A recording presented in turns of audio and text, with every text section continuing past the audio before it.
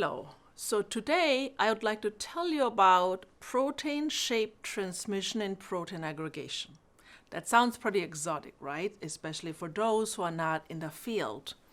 So I'll tell you about how does that topic relate to your life potentially and why does it matter.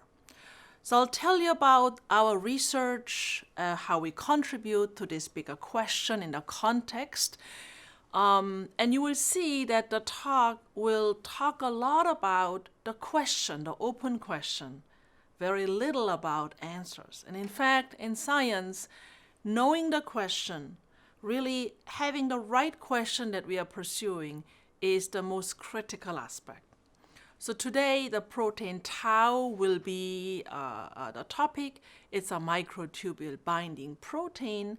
And when things go awry in our body, in our brain, then this protein can form tangles as deposit in our brain and really can be the hallmark of neurodegenerative diseases.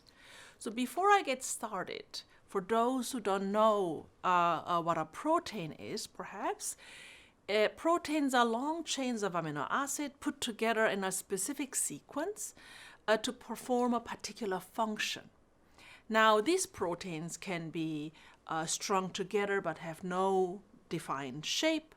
It can have a so-called secondary structure, as shown here with an alpha helix, a tertiary structure, or even quaternary structure by forming specific assembly. Now, you know many of the proteins that are important. For example, antibody. These days, everyone knows how important antibodies are for the COVID-19 vaccine. As a result, that our body generates a protein that's an antibody, or enzymes that carry out chemical reaction in our cell, or structural building block that form tissue and the makeup of our body. So we are full of proteins. Now here, one of the protein is tau. And as I mentioned in the beginning, the tangles of tau in the neuron are hallmarks of the largest category of neurodegenerative diseases, including Alzheimer's disease, chronic traumatic encephalopathy, corticobasal degeneration, PSP, progressive supranuclear palsy, and the list is very long. Now, the mechanism of that whole process, there is more unknown than known. It's going to be the theme. But the hallmark, once you have a deposit of these tau tangles in specific location of the brain, they are diagnostic. So unlike other protein aggregates, tau aggregate deposit is diagnostic. Once you have certain fibrils in certain location of the brain, that's how doctors know that patient had CTE. And I say had because it is sadly post-mortem almost all the time when you know definitively, right? But the current state of the art of this largest disease, neurodegenerative disease category, is that there is no cure.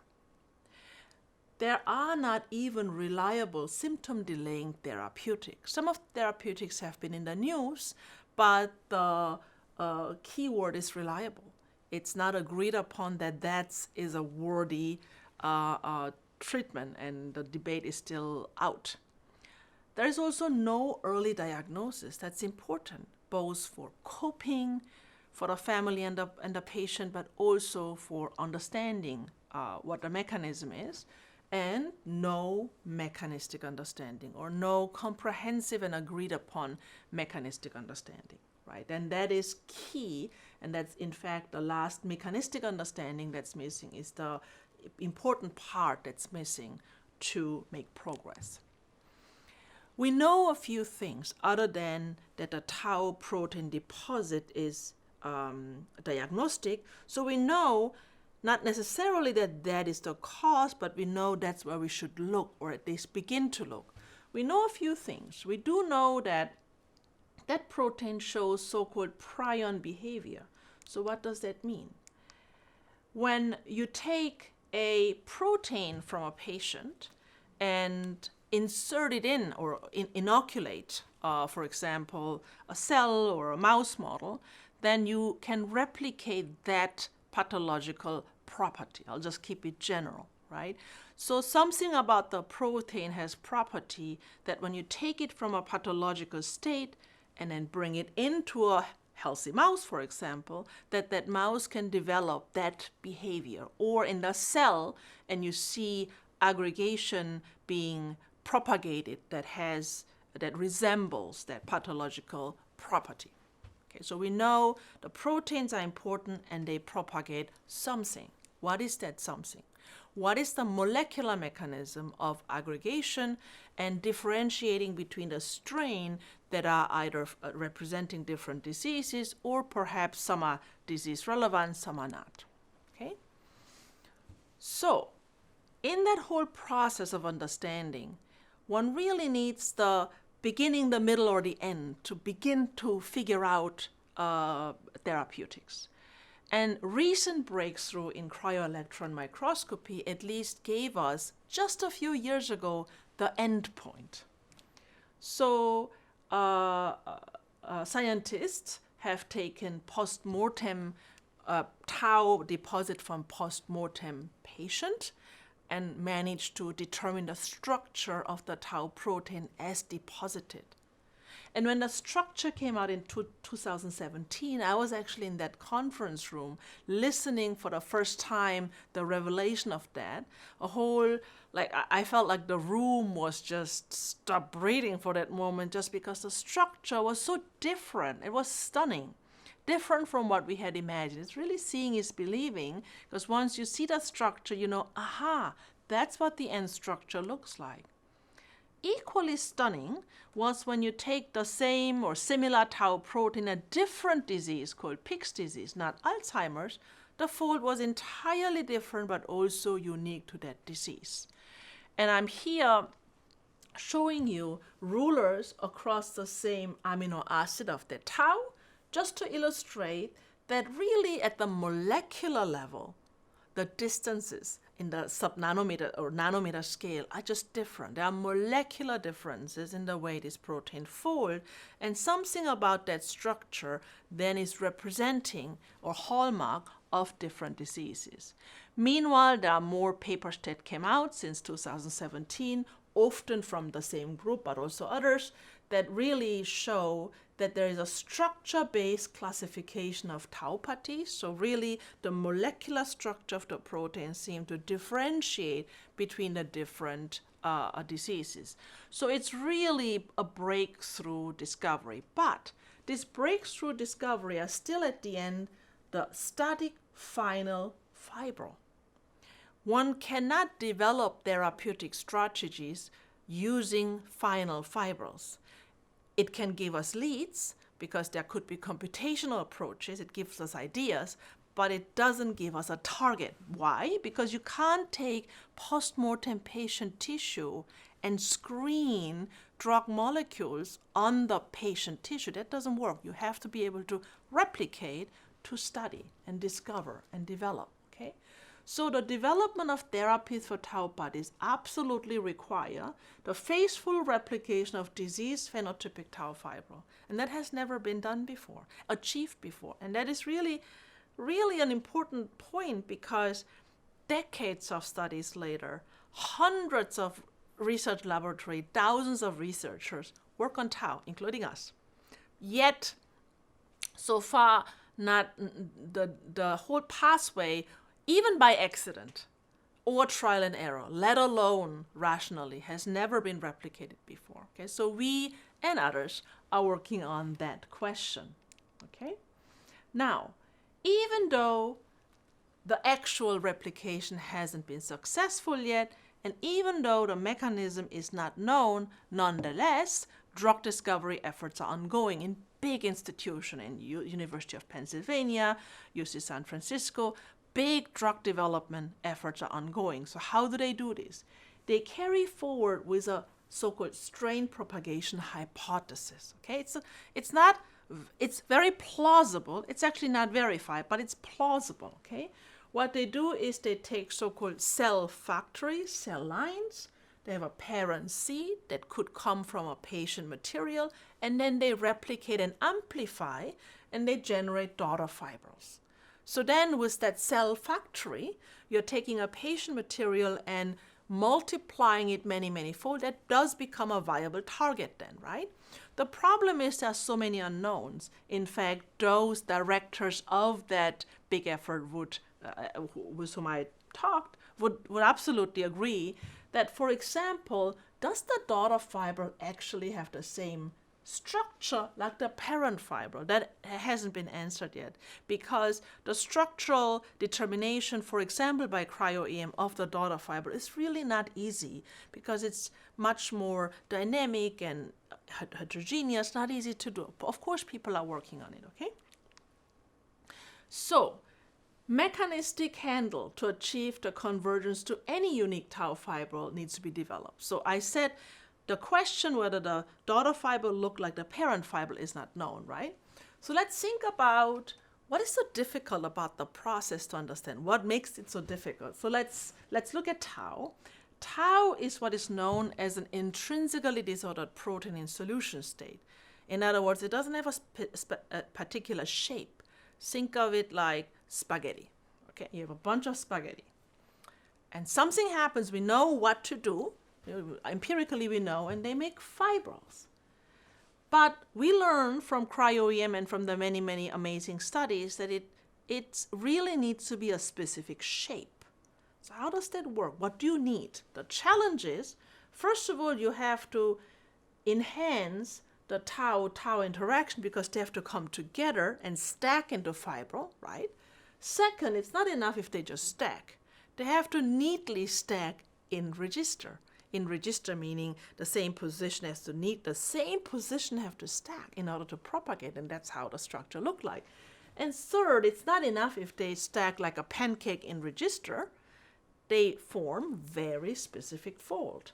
And so here I have a picture that you might be able to relate. Oh, let me go back. How do you make yarn or spaghetti, doesn't matter, braid and stack all by itself into perfect shape? Imagine how difficult that is, right? Imagine spaghetti or yarn, and they do braid and stack all by itself into perfect shape. How does it work? Of course, proteins are not yarn balls, so they do have interaction, and that is something we are trying to figure out. Now, in order to study that process, going from disorder to structure, from the yarn to a yarn ball, okay, we need tools that can image them. The faithful replication of disease phenotypic tau fiber really rely on structural biology tools. When it comes to the structured end product, there are many techniques out there, or I shouldn't say many, but there are techniques out there such as crystallography, NMR spectroscopy, cryo-electron microscopy. So many structures are in the protein data bank. But when it comes to disordered proteins like tau, or partially disordered protein that you would have in the intermediate state, those structures really are not studied. Only few intrinsically disordered region or protein structures are in the protein database. So that's where we come in. Okay. So my group has unique experimental approaches to capture molecular structure within a dynamic ensemble. So that's a mouthful. So what does it mean? When you have disordered proteins, actually the proteins are not like spaghetti, in the sense they do have feature. They do have preferred shapes. They do have specific interaction.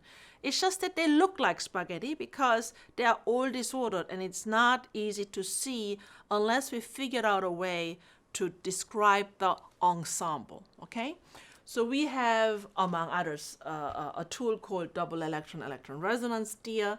We can put labels at certain position of the protein. So let's take a molecule that's very stiff, just as an example. We can put labels at the end, let's see, okay?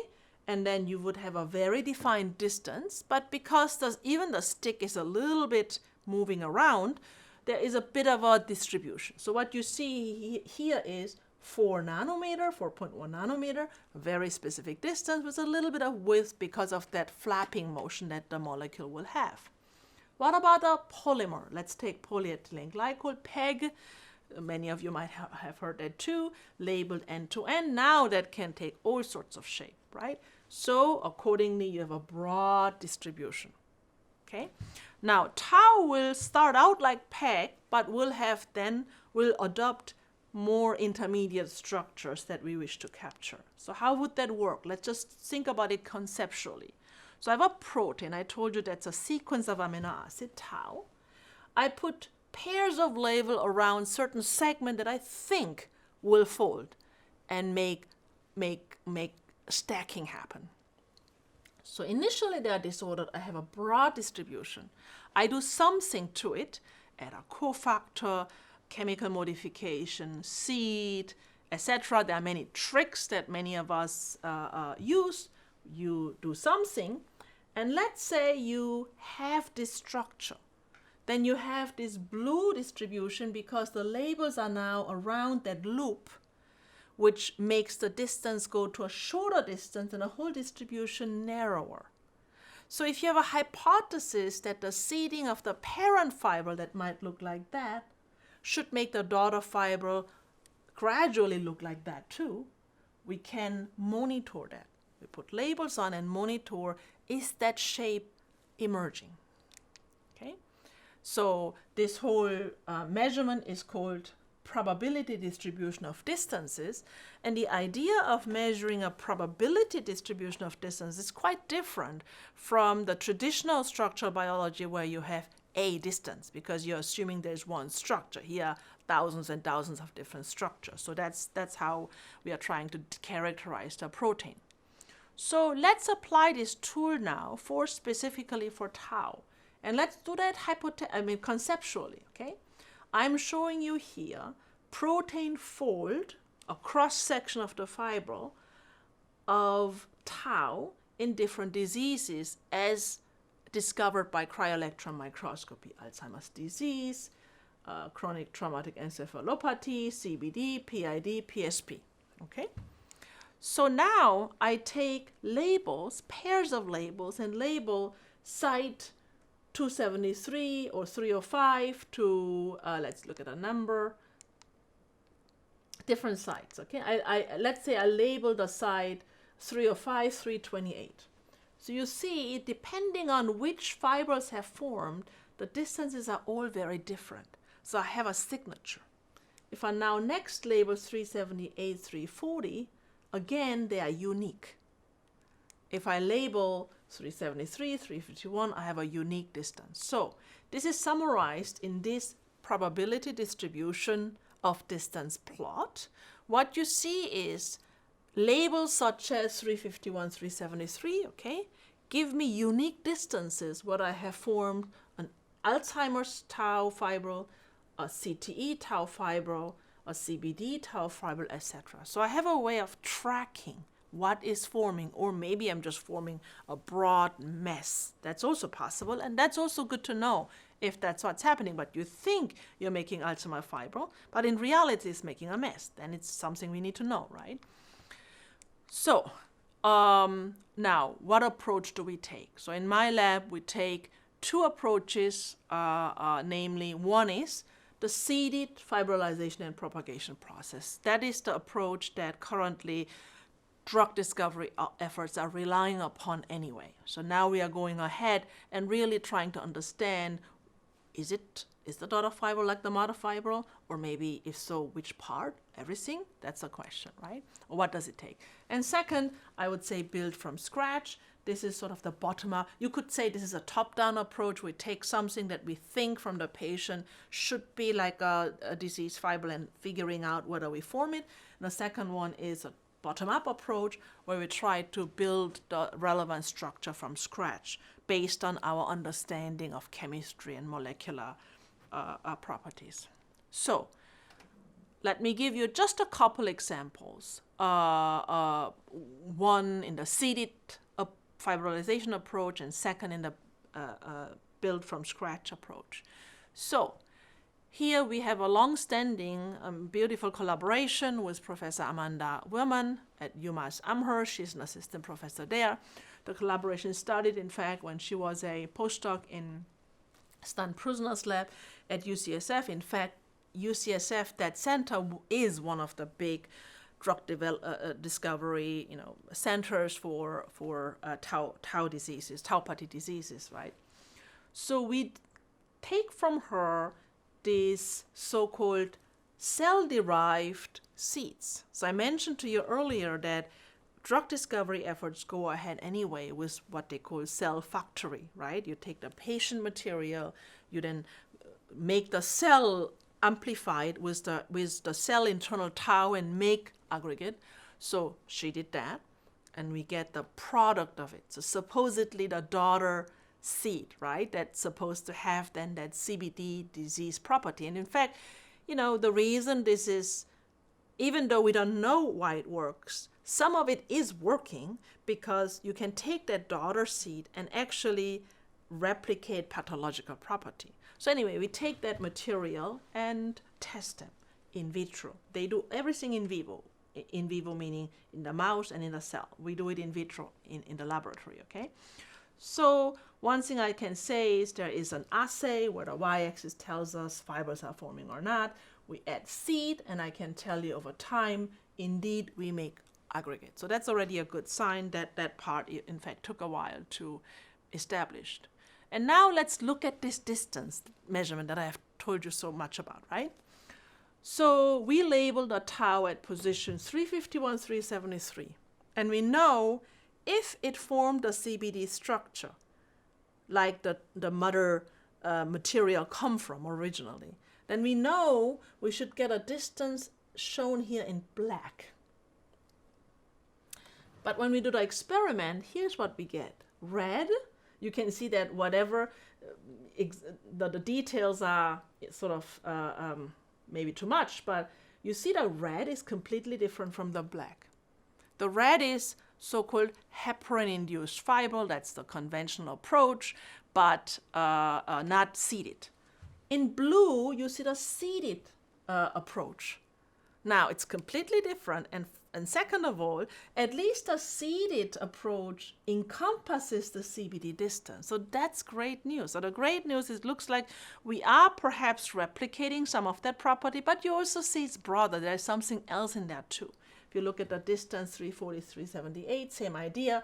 We seem to be encompassing the CBD structure, but there might be an additional structure that's already there. So that's a good starting point, okay? Now, second, build from scratch. In order to build from scratch, you need to dissect the problem into a smaller piece. Tau is too big to build from scratch the fiber. Other people tried. We are trying too, actually. But at the same time, we need to reduce the problem. So we take a tau that forms these amazing structures in the CBD brain, and we take a small piece out of it, okay? A small fragment. And we are studying them with and without a disease mutation. And here is for the chemist out there, for those who are interested in chemistry, it's one single mutation, one amino acid. And that mutation is in every single cell model, mouse model, and tau model out there, because without that mutation, it doesn't work, right? So we actually took the fragment with and without the single mutation. I can tell you, you need that mutation to have more fiber and beautiful fiber, okay? So study is still ongoing, and I'm not showing you that P/R distribution because it is an ongoing study, but you get the idea how we have to reduce the problem. And one important reason, for example, why do we need to replicate a disease-specific fiber is shown here. For example, for early diagnosis, PET imaging, positron electron tomography, is important. But you need a target, you need a ligand that can target the tau fiber. So what do we need? We need to be able to develop PET ligand, and for that you need a target. And the target really cannot be patient material. And so if you have fibers that are disease relevant, then we can develop chemicals, PET ligands, that lit up the brain if you have that pathology, right? So the questions that we can then answer is, where is the PET ligand binding actually in the tau? It's not known. What is the structure? And what is the mode of interaction? How does it bind? Hydrophobic, shape, and so on. That is very important for those therapeutic developments, okay? So let me skip some of the details and tell you, I hope you have gotten the idea what the question is, right? Oftentimes when you're not a researcher, you're saying, there's so many thousands of people working on it, they must know a lot. And the reality is, the more you study, the more you research, the less we realize how little we know, right? So I hope I've given you an idea how little do we know about this neurodegenerative diseases that is affecting so many people around the globe.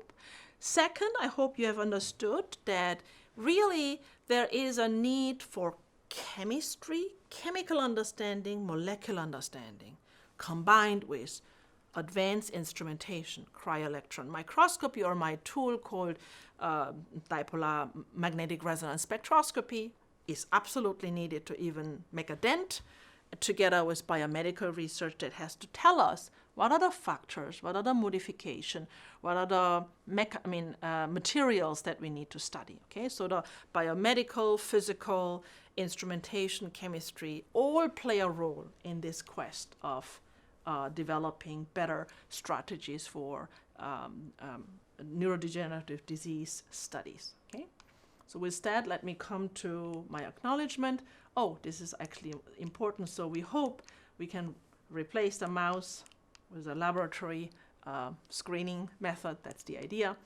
And let me acknowledge my collaborators, Ken Kosick, close collaborator, as well as Professor Joan Shea and Scott Schell, who are working with me, Judith Steen, of course, Amanda Werman, many collaboration, as well as my students, Dr. Jan Fischou, Kate Zeng, and Michael Weigers played a particularly important role, and many other students who are really contributing to this quest. And then important is funding comes from National Institute of Health, as well as the Tau Consortium. And thank you for your attention.